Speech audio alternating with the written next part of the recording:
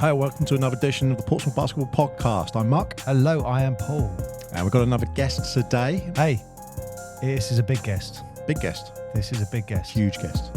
Big guest. This is former Portsmouth Smugglers. And we're going to do it. We're going to do him twice, aren't we?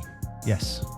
Yeah, we're going to do the like an overview of the Kestrels game. Absolutely. And then we're going to delve deeper into the man known as Ryan Payne. Absolutely. Welcome, Ryan. Thanks for having me. Really appreciate it. So for those who don't know Ryan, we're talking former Solent Stars Div 1, former Portsmouth Smugglers Div 2, former Reading Rockets Div 1, GB Maxi 40s plus. And that's the short version of the list. That is the short version. Yeah, there's a few more stops on the way. Excellent. We'll get into. You've been around a bit, haven't you? Just a little. So, well, let's get into this. So, Ryan, what was your take on Portsmouth Force? Let's start with like the actual venue and the atmosphere. What were your thoughts? I thought the venue was great. We was talking a little bit of that offline. You know, only having one set of bleachers is a little bit of a drawback. It would be great if you could get more people in there, because I think the show you guys are putting on and the team, I think you could get a lot more people in there. It would be a great thing for that team and for Division 3 basketball, because you don't see many teams that have that kind of following. So yeah, I think it was great. Paul would like to get rid of all the badminton courts if possible. You know what? I know Ryan's going to back me up here. I'd get rid of all the lines other than basketball lines. Yeah. We don't have many courts like that in the UK. Obviously, in fairness to Kestrels, they've got one, but I don't know how long that's going to last for now. But, oh, really? Yeah, well, we probably get into that a little bit more later. But obviously the link with the university isn't as strong as it was, which is part of the reason why they dropped down from Division 1 this year. They still got access to the gym at the moment. They still practice there. They still have some of the teams playing in there, but they don't have the full support of the uni like they did, in their crazy run through Division 1 and the BBL trophy and stuff like that. So okay, well, we definitely need to we'll go into that for Ryan's episode for sure. But it is nice. I mean, Raveling's a lovely venue, and they've done it so well. It is just strange that they didn't put a central court, or even actually have the court twisted left to right. Yeah, absolutely. That you think you could easily just have another set of bleachers that wheel out. Yeah. I mean, like I say, I played there the week before against one of your local league teams. You played against the Force. Did we play? Well, yeah, not the whole team though. No. There was a few extra guys at the National League game, or the friendly game. But yeah, it's a nice place to play. Nice, nice court, nice place. And yeah, you guys are doing a great job. It's the first time I've been. I'll definitely come back. So. Oh, that's good. Yeah, that's good. Absolutely. The one thing is always interesting, which I think we do a little bit different, is the in-game sounds. Yeah. So we really try to Americanize it. Yeah. So my partner Andrea was down on the end line, and you were playing different music, and she was trying to get involved. It was like, everybody clap your hands, and she was doing it, and she's looking around, and nobody was doing it with her. Yeah. But yeah, it was great. It was, I think that was British to do fans with the don't score. get it. No, Yeah. we've been saying this. I think the score line contributed to that in the second half. I think Definitely. When there's a pace of a game and things are moving, whichever team, once there's baskets flowing and the ball's moving a lot and there is some pace to it, sometimes it can be a bit of a frustrating end to end. Yeah. But when things are happening, there's one point that the mascot started everyone clapping, and then it was a case of, that wasn't our team that scored, but yeah, sure, everyone clap anyway, it doesn't matter. Yeah, he got the opposition clapping. Yeah, but it still makes the atmosphere good. Did you like the mascot? Yeah, absolutely. He came in front of us a couple of times. He was, it was novel. You don't see many at, say, Division 3. You don't see anything like that. Yeah, that was his first game. I think he did a good job. Yeah, absolutely. The one thing that happened last year that we did that didn't work as well this year was one thing. What was that? We turned the lights off. But when we did that, it was closer to the Christmas time. So it was darker. So it's dark and And when I turned them off, it was still too light outside. And because it was too light, it didn't. Oh, I just assumed you didn't turn it all the way down. No. It's just because the skylights are all there and it was still all the natural light coming through. Yeah, there's a lot of glass, isn't there? Yeah, absolutely. Oh right, I didn't. I just didn't. I thought you No. just turned it down No. all the way. Wasn't a foul I thought here. it was a health and safety thing you were doing, Mark. No, absolutely. Me? No. Wow. So what were your thoughts on the actual game, Ryan? I mean, I thought I was really surprised at how quickly the Force came out. They hit, they played some really nice basketball to start the game. I think they threw the first punch, and I don't think Kestrels were ready for it, to be honest. I thought, they shot the ball really well, which obviously helped them, Force, I mean. And then immediately up pressure in full court and, forcing the tempo that way. And I liked the way they play. They were running dribble handoffs and really getting each other involved and seemed to be celebrating each other when they were doing well.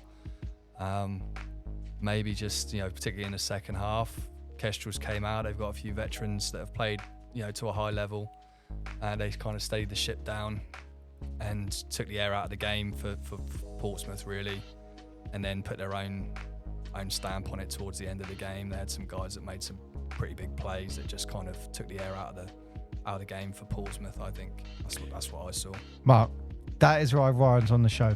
Yep. Because he says stuff like that. He just summed the game up in 1 minute perfectly. Absolutely. That is why he's on this show. Absolutely. I mean, that couldn't have said it better. Just for those who are listening, but they don't maybe appreciate sometimes the differences between the standards, as you said, some of the veteran players. What does a veteran player add to a team when you are, say, down, for example? What is it that sort of veteran would add? I mean, I particularly with the Kestrels, I look to a guy like Elliot Dadds.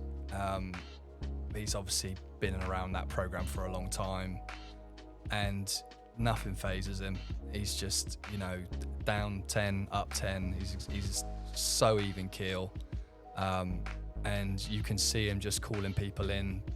Every break in the game, a free throw, and he's real simple stuff, getting everyone's focused on what they're supposed to be doing, and you could see it. Every time. Firstly, every time he went off the court, they were a different team. Yeah. And then, when he came back on, there's just a level of confidence, a level of sort of being at ease on the court when he's there, because he just makes everything so easy for people. And that for me, that was the big difference in the game. You didn't have somebody that seemed to have that calming effect. Is that fair to say? Yeah, no, I agree. I think when particularly in the second half, when you guys were struggling to score, you needed someone to just get a good offense ran, and it just didn't happen. Yeah, that general. Yeah. No, I completely agree. I do think the Force are short of a couple of players. I think someone like Alex Grant would have made a big difference. Absolutely, because Kestrels, particularly in the second half, they had their way in the paint. Yeah, definitely. And a bigger guy would have caused them some problems in there. And Alex is he's one of the most integral players of this last season for sure. I do, and when I say this, I'm just doing is reading off the notes that I made during the game. This is just my opinion, and I just wanted to highlight before I say that I did think the best player on the court was a Portsmouth Force player, but he wasn't playing to 100%, and that's number 7 Simon Oliniyi-Pearcoon. He went up. I mean, I've never seen him miss him 3 dunks in a game. Those are normally boom, crowd goes nuts. Yeah, that's normally what happens. So he wasn't 100%, but if he was at that level that we've seen before, that would have been interesting. Oh, he's so explosive. That last step to the rim, finishing either hand. Yeah. The Kestrel struggle to guard him. Yeah, explosive is the word I described the other day. Yeah. Yeah, absolutely. He's explosive off the dribble, off the first step, and then that last step to the rim. He's a problem. And when you twin that up with having like Alex as the big, you go, well, where are we putting our defense? Yeah, because he's going to break it down. Exactly. Break down the defense at the point of attack, and then your big guy underneath doesn't want to help because you've got someone there that can get the ball and put it in. Yeah. Do you know what I really liked about the game? And it's not say sidetracking it, but it wasn't about everyone jacking up a 3. Yeah. And I know that sounds really petty, but the way the game has gone over the last decade, You hate people just jacking up for I a game. can't stand it because it's just so dull to watch as a thing. Yeah. And that's NBA. And that goes right, filters right, everyone sees the Steph effect and it's gone right through. It's fine. It all has a place and it's, devastating effective. But when it got to a point when you see some local league stuff in particular, everyone gets a ball and there we go. You're like 3 steps in the logo and off it goes. I can't stand playing, pick up basketball now and you just run, basically a third of the court. You're not moving up and down the court at all. It drives me crazy. Yeah. But now I'm an old head. I'm starting to, not embrace new basketball. You were an old head 20 years ago. Yeah, like your yeah, I basketball was. IQ was always the one everyone, looked up to, for sure. I appreciate that. Even in the Smugglers, I always remember, I think Alex was captain of the Smugglers, wasn't he? Yeah. But Mick always asked your opinion. So he would say, right, guys, this is what we're going to do. Ryan, are you okay? Anything to add? And you'd go, we could try this, mate. All right, good point. Let's go. That's what I always remember. So, yeah, even like Mick, we're talking, over 10 years ago. Yeah. In the game, just before we went to do something, he always asked Ryan opinion. I always remember that standing out. And in fairness to Alex, and he's probably going to listen to this at some point maybe, and playing against him, I used to hate Alex, as most people probably would confess to doing. But when he was on my team, as a captain on the team and Mick's empowering me to sort of lead, even though I'm not the captain, Alex was completely fine with that. Yeah, he was. So that speaks a lot to like the lack of ego that you need to have to sort of be a captain of a team. So I had a lot of time for Alex during that whole period. Yeah. As much as he drove me crazy at times, but yeah. And that was a great team. I always look on that Smugglers team with just like, fond memories because it was a good group of players. Yeah. Other than myself. But it was a good group of players. There's always one. Isn't there? There's always one. But You've got to get the blue badge somehow, haven't they? Yeah. But some of the other notes that I'd made on the game, the Force game, Harry Bates, that was his first game. He was number 12. I know Harry. I used to play with his brother Matt. Did you notice the top he was wearing in the warm up and no, the introduction? I didn't. It was our old Smugglers tops. Was it really? Yeah, it was the old Smuggler top. He Nice. wore it. He wore it for Mick. But he looked to me like he had a bit of an IQ for the game. Like he seemed to be the sensible head on the court. Yeah. Which was really good. So it's good to see that. The new guys, they were all right. But the big note I wrote about Portsmouth, it wasn't for a lack of effort, but it really was a run and gun. That's what I wrote, run and gun, a lot of solo efforts in the second half. You didn't have the commander-in-chief. There wasn't someone who was shot calling the whole thing and orchestrating it in that manner. Yeah, I think in the first half, Portsmouth ran some really nice plays and got sort of to the last 6 seconds of the shot clock and got an open look, and they didn't really have that in the second half. Kestrels were the ones running a 20-second offense and then getting a quality look at the end of the shot clock, and that takes all the energy out of your defense as well, especially when you're trying to press. If you're not making shots and putting the team out on the baseline, you can't set your press up, and you can't, that's what happened in the first half. They were scoring, Kesh was taking the ball out on the baseline, they're able to set their press up, set up their defense. In the second half, that wasn't happening. Yeah. They found another gear. Yeah. 100%. Yeah, they did. Well, I want to say, head coach for the Kestrels, Jack O'Keefe, I'd have loved to have been a fly on the wall for what he said to him at half time. Because it just looked like it just... I spoke to him at half time before he went in. Oh, so it's your fault, is it? Sorry. So hang on. Ah, there we Ryan go. went, go on, have a word, sort them out. No, I said, look, these guys shot the ball really well in the first half. I was like, you can't allow them to shoot the ball like that in the second half if you want to win this game. And then on top of that, you've walked in like you're a Division 2 team, and you're going to win. Yeah. And that's how they approached the first half of the game. And in the second half, it was different. Yeah.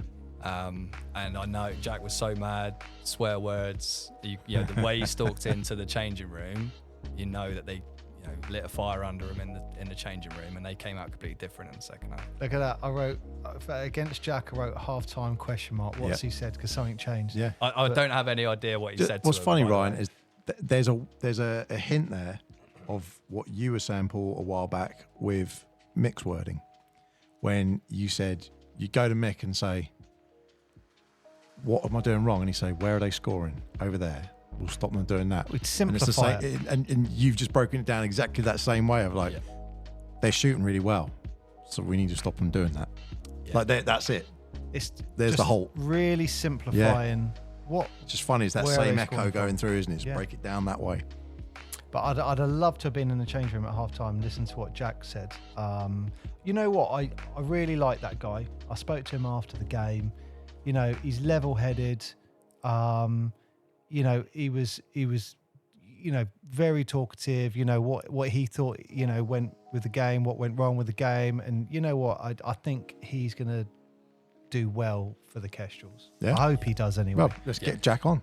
Jack, if you're listening, come on. We'll have a chat. Do you think he'll come on? I'll talk to him. I know he does interviews and stuff. Amazing. So yeah, it's always interesting to hear how people Jack would take things on and stuff. I really liked, by the way, number 15? Ash Briggs. The big dude. Yeah. Yeah, well. Dan, he was handy in there. Yeah, he was handy in there, wasn't he? I thought he led the charge at halftime. So I reckon Jack said something at halftime. He is the one who stopped the momentum. Yeah. Because I think he had 2 or 3 plays inside. Bam, just pushing stuff, layups. And then Dan brought Morgan into the game. Yeah. He's like 6'6", yeah. So he then went on Ash, but then all of a sudden you had Matt Hughes. Yeah. He just looked consistently strong. So Ash and Matt play together at the Itchin Academy and through the junior program, so they know each other. Obviously, they've gone off in different directions since then and come back. Matt's just really clever with cutting to the basket. He just seemed to be in the right place, right time all the time. He's a tough guy to guard. I've played against him in summer leagues and stuff, and he just cuts really hard to the basket. He wants the ball. He's one of those people that just finds a way of being in the right place at the right time. But that hints on the fact that the game was really fun to, like, I won't say old school to watch, but people were cutting in, people were moving, the ball was going somewhere. It wasn't just... it's a stagnant game. And then also, you've got to credit Ash, because there's a couple of times where he's in the post and Matt makes the cut, and a selfish player would have tried to force it themselves, but he passed, into an open Matt for a layup. But Ash was mobile. Yeah. He's a big guy. He's mobile. Like normally you see someone who's quite big. Yeah. And then when they're broad, they don't always have that pivot. Yeah. And he had the He did all right. It was the one thing I just thought he killed the momentum. Yeah, totally. Really killed it and swung it. Yeah. The other one, Ryan mentioned him earlier, was Elliot Dadds. He was the captain for them. I just wrote he'd led the charge and he controlled the game, and I did a little picture of a key. He just seemed to be the key for the Kestrels.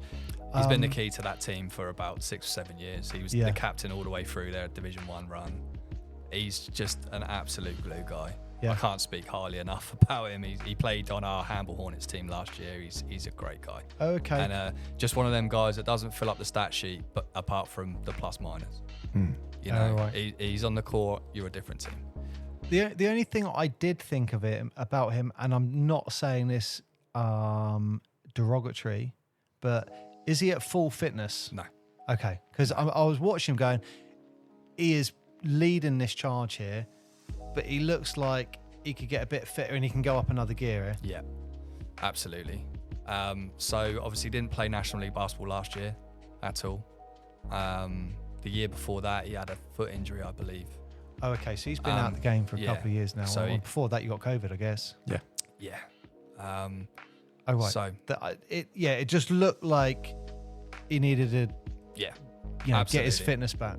Absolutely. Throwing stones in glass houses there, Paul. I don't think Elliot would be Matt. He'd tell you that himself, that he's not in Division 2 National League shape right now. Yeah. What's it like? Obviously we'll chat briefly, but in a bigger sense. But just briefly, if you are playing at that Division 1 and then Division 2 level, then you're playing a Division 3 team.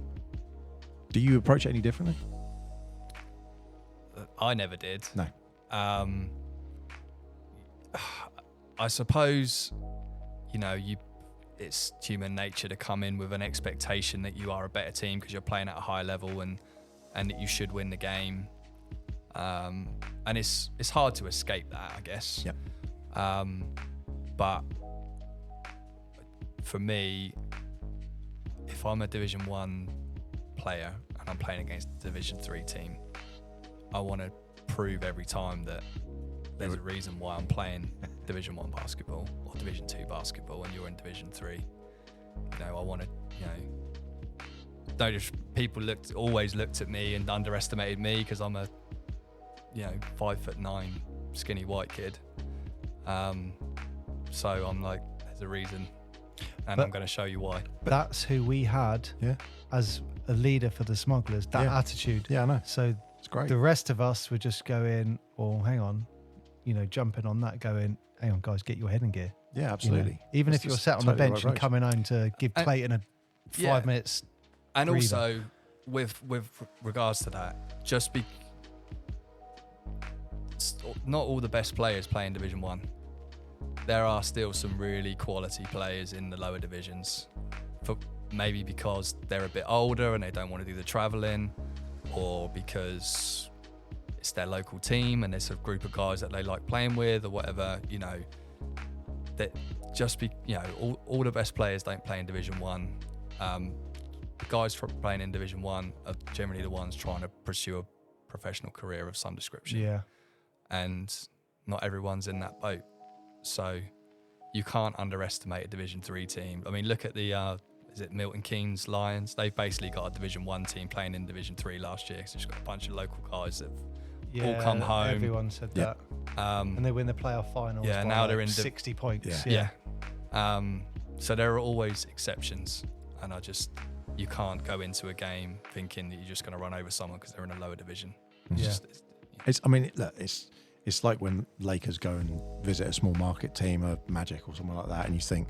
Sorry, Mark, did you say the Orlando Magic is a small market team? Yeah, it's tiny. But when they go to those places, a lot of the time you think, I'm going to rest players. Obviously, they've changed the rule with that now. But when they do those sort of things, it's like, oh, no, everyone is still a professional. Everyone is still top tier. It's just... You see it in the NBA all the time. Yeah. Those Atlanta Hawks pulling the rug out of someone. And you think... And also, it's so much about matchups. So much about matchups, especially in like the NBA, that they're just looking for where can we exploit a matchup. And if the worst team in the league could have a great matchup on the best team in the league, and that can throw the game. You've seen it loads of times with the 1 seed in the playoffs loses to the 8th seed. Yeah. Just because of the matchup. Yeah. The classic one was this year. Yeah, absolutely.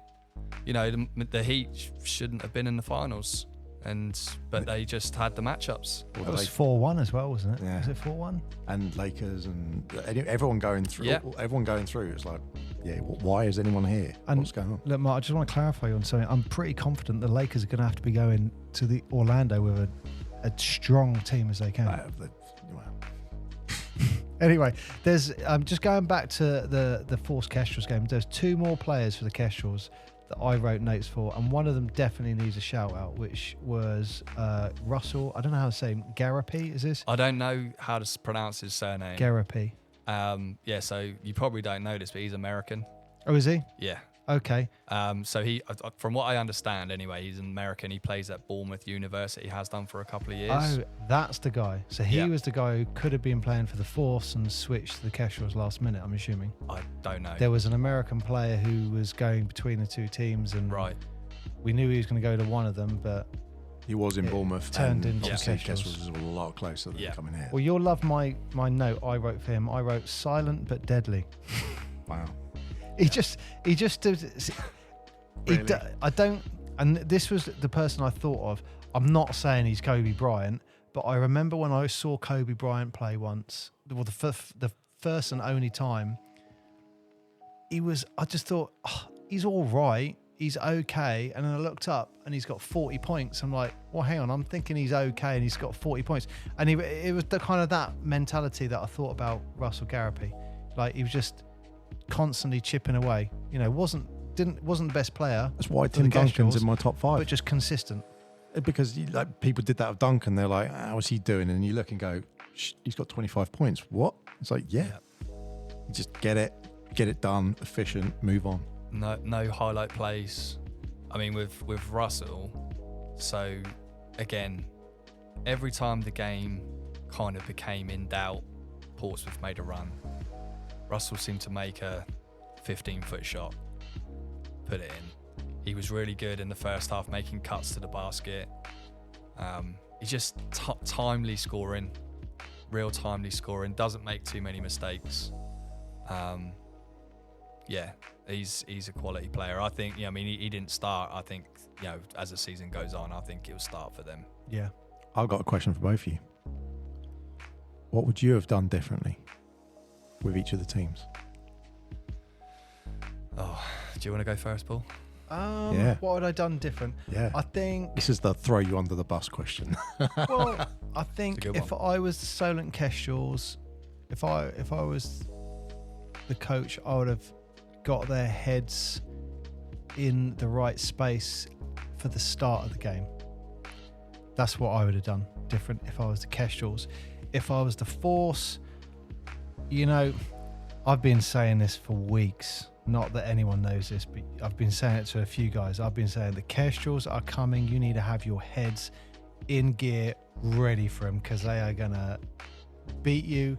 When you're on the ground, they're going to beat you again, and then they're going to laugh at you. They are coming. You did need to be hide bloody ready. Your distaste for the Kestrels very well. For the Force, even though you're up by, what was it at half time? 8? 6? I think it was 6 at half time, yeah. I would have been in the changing room. They are coming. They are, they are coming for that knockout blow. Get ready for it. But in fairness, Portsmouth had 8 players, and they were missing arguably one of their best players, and their other best player is not 100%. Yeah, because Simon didn't start, right? Did Simon? No. He's your best. I don't remember him starting. Didn't start. I remember him coming off the bench. Yeah, he did. He did come off the bench. I think he literally got back into Portsmouth like an hour before or 2 hours before the game. And that's why. Yeah. But you know what? He still showed his quality for me. But sorry, I'll let Ryan answer your question. But that's I think that's how I would answer. That's fair. So I suppose my answer for Portsmouth would be, depends what you were trying to achieve in the game, because I appreciate it's a rivalry game, but it's your first pre-season game, getting ready for what's an important season. You sound like Coach Dan now. Mm-hmm. Yeah. So if you were, everyone wants to win every game, but there are bigger pictures. So if you're trying to just win that game, personally, I would have switched defenses a bit more. I would have thrown out some zone, maybe some combination defenses, triangle and 2, something like that. I would have just muddied the game up, try and force Kestrel to take a timeout they didn't want to take, something like that. Just try and break the momentum of the game, particularly when they made a run at you. That's what I would have done. But I respect what Dan did, because he's clearly preparing for a season. He knows how he wants to play defense. He wants to play full court. He wants to play pressure man to man, and we're going to live and die by that. That's, with 2 practices a week, you can't be great at 5 defenses. Does that make sense? Yeah. Yeah, 100%. So he wants to be. I assume, I've never spoken to him, but just the way that he coached that game and the way that the team plays, and we played against him as well, he wants to be really good in full court man-to-man defense, pressure. That if you're going to be successful, then you're going to have to be great at that defense, because that's your defense. Yeah. And he was like, let's see whether we can defend the best team we've come across with that defense. So that's how I would have dealt with Portsmouth. Kestrels, I probably would have played out of the, we saw the success of it in the second half. I probably would have try and played out of the post a little bit more in the first half. Portsmouth were in better shape. It was clear. I would have tried to slow the game down, knock out into a fast break game in the first half, and just try to get a quality inside shot every time, which I don't think Kestrel's hit a jump shot in the first half. So, I would have tried to force the ball inside in the first half more than they did. There's, very simple answers, I guess, but that's what I would have done. It was a flip-flop of one play, one game, and then at half-time, and Kestrel's played their game. Yeah. And that's what happened, wasn't it? And basketball is such a game of adjustments, and, the coach and the team that makes the biggest adjustments and the best adjustments is the one that's going to win. Obviously, talent comes into it, but I actually think talent-wise, the teams are pretty evenly matched. I don't think, I think Kestrel's are probably the better of the inside play, and you had the better of the perimeter play. In terms of the overall talent, I think it was pretty even. Just Kestrel's made the adjustment in the second half, and Portsmouth didn't. And talking about fast breaks, there is one guy I did want to mention, which was number 4 for the Kestrels. That's Asa Aziz. I love the fact that he was sporting the 70s style headband. That was great. But he looks like an up-and-coming future player for the Kestrels, and he looks like he could be really good. He's been on the radar since he was under 14. He was a kid that the Kestrels have known about for a long while. He's now at the Chin Academy. Really good kid. So fast, so good off the dribble. Needs to work on a jump shot a little bit. He's going to have people laying off him, I think, because he's so small and he's not able to consistently knock a shot down at the moment. But if he gets a outside shot, he's going to be dynamite. Yeah. Because he can get anywhere he wants to on the court with that dribble. He seemed to be at the pace of the Force, and what I really liked him, when he was driving in and he was literally right under the basket and bam, it was straight out to the 3-point line. Reminded me a bit like you, actually. I think he's a bit faster than me. It was that little nudge and coming back. But he was good. And then I suppose Patrick Elguace, his fitness levels for the Force, he's up there, isn't he?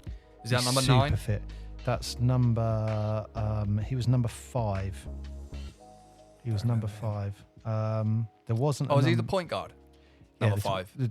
Number 5. Yeah, they're the 2 point guards, Patrick and Simon. Yeah, but the one that predominantly brought the ball up was number 5.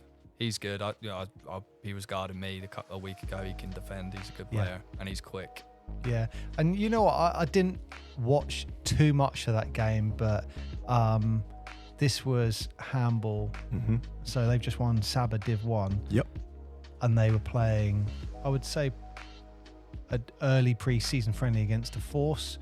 But it was, I think you were playing against 6 or 7 of the team, I think. Quite a few of them, yeah. But, I was just looking at it going, you know what? This isn't a bad test because a lot of the handball guys are ex-National League. A lot of them are, actually, I think. Yeah, quite a few, yeah. So it was a good test. And you know what? Steve Davison was watching the game with me, and we were agreeing that, you've got some handball players who we think could probably play National League still. When you're comparing the two teams in that game. If you look at Mark Jackson, how old is he? 46, 47. I just shake my head. Great passer of the ball, isn't he? I don't know how he does it. Yeah. I really don't know how he does it. Well, let's get into it, the other episode. Yeah. We'll get him on. Get him on. There we go. So, the Solent Kestrels, I was just trying to work out what the score is. I think they won by 18. 18, 20. I think it was 18. Like that, yeah. Did you hear what I said at the end of the game? Maybe not. I was like, I'm sure we can all agree that basketball was the winner today. Oh no! Genuinely though, it's lovely to see that that the South Coast has more than one team. I was going to say that, and that's football. We've said it. There's certain rivalries. I don't like football anyway, but when you have sports like rugby and other ones, and like the NBA, you can go to a game. You can sit right next to someone who's wearing a completely different jersey. Doesn't matter. You can have a little bit of banter, but there's no malice or anything like that. Absolutely. and everyone's there on the court or off the court because they love the game. Yeah.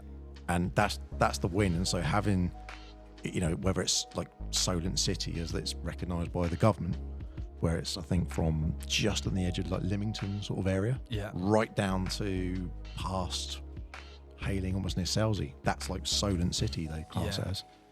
It's one of the most populous places in the country, believe it or not. And there's clearly room for 2 high-level National League teams. Yep.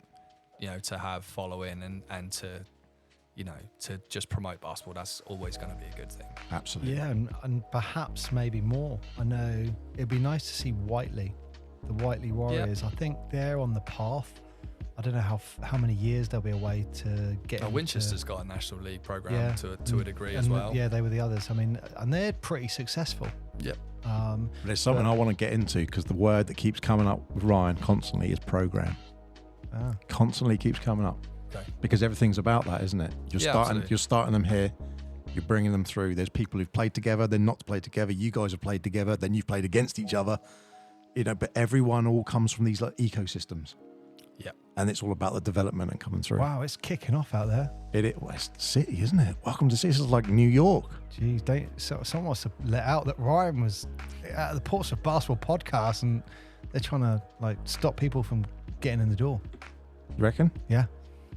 Shutting the place down. But you know what? We have been talking about this, about when we started this podcast, it was very much Portsmouth Basketball podcast about the Force and the area, and quite quickly we're turning this into we need to kind of include the wider area of, you know, Bognor, Solent, Winchester, Whiteley and all these other clubs, and branch that out. But when we looked at the Portsmouth one, very quickly, because we can wrap into this from the other one, but you know, a lot of the players went to Worthing when Portsmouth Basketball FC wrapped up. Yeah. And Worthing Bears are formed and all the stuff that goes on there. Then people were to Brighton, people were everyone, you know, everyone travels and then goes in circles, and it all stems from this, I want to say, central south coast sort of area. It's like the whole of us should all be chatting. Yeah. And, you know, we'll get into it with people like Mick, such massive influences that they touched everyone in those sort of areas and nationally. Yeah. And you know what? I know I am very pro Portsmouth, you know, you know, a lot of people, you know, support their area, but I always, like I've said on this podcast, in an ideal world, we'll be in the top league. Kestrels will be in the top league. Whiteley, Bognor will all be in the top league. 100%. Competing. That for me would be perfect. That would be amazing. Yeah. And the players would love it because they wouldn't have to travel far. Yeah, exactly. Those minibus journeys. But yeah, they were good fun. Right. Well, anyway, so the Mick Byrne annual is it memorial. Definitely every year now? Yeah, I think so. I hope so. Yeah, I think was so. great. That was a great thing to do. And I think next year it's going to be Kestrel's ground. Oh, fantastic. Yeah, and we'll go out there. That's really good. That's definitely worth a travel. So yeah, I mean, Kestrel's won the first game, and they've got the cup. Really nice cup, actually. Actually, seeing the cup oddly just made me emotional when I saw it, and I just bit of you died inside. I couldn't look at it. It was kind of like, oh man, like, you know, just thinking of Mick and stuff. But you know, they won the game. Look forward to next year when Portsmouth Force can see if they can get it back. And that's good to have a little to and fro. Absolutely. Yeah. South Coast Derby, keep it going.